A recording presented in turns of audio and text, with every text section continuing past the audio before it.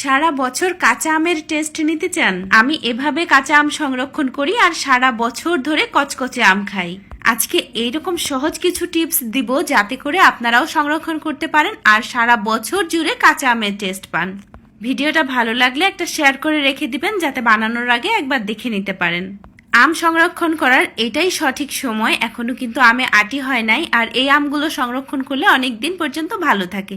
তো প্রথমে আমগুলোকে আমি পরিষ্কার পানি দিয়ে 2-3 বার ধুয়ে এরপরে এর উপরে যে পানিটা লেগেছিল সেটাকেও আমি মুছে নিয়েছি, একদম শুকিয়ে নিয়েছি।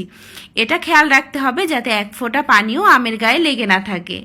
আমগুলোকে এখন আমি পিসেস করে নিব। আমি আমার ইচ্ছে মতো কেটে নিচ্ছি, আপনারা চাইলে আরো মোটা বা পাতলা করেও রাখতে পারেন। আমগুলো কেটে নেওয়া হয়ে গেলে আমি 10 মিনিটের জন্য ফ্যানের বাতাসে আরেকটু শুকিয়ে নিব। 10 মিনিট পর চলে যাচ্ছি সংরক্ষণ করার জন্য। আমি এখানে একটা পরিষ্কার শুকনো কাচের বয়াম নিয়েছি। এই আমটা সংরক্ষণ করতে অবশ্যই শুকনো কাচের বয়াম ব্যবহার করবেন। সবগুলো আম দিয়ে এর মধ্যে দিয়ে দিলাম 1 টেবিল চামচ পরিমাণ লবণ আর দিয়ে দিলাম নর্মাল পানি। এখানে কিন্তু কলের পানি ব্যবহার করা যাবে না, এই পানিটাকে আমি ফুটিয়ে তারপরে ঠান্ডা করে নিয়েছিলাম। অ্যান্ড সাথে দিয়ে দিলাম অর্ধেকটা পরিমাণ ভিনেগার। ব্যাস হয়ে গেল। এরপরে মুখটা বন্ধ করে নর্মাল ফ্রিজে রেখে বছর ধরে খেতে পারবেন কচকচে আম। আজকের মতো বিদায় নিচ্ছি, সবাই অনেক ভালো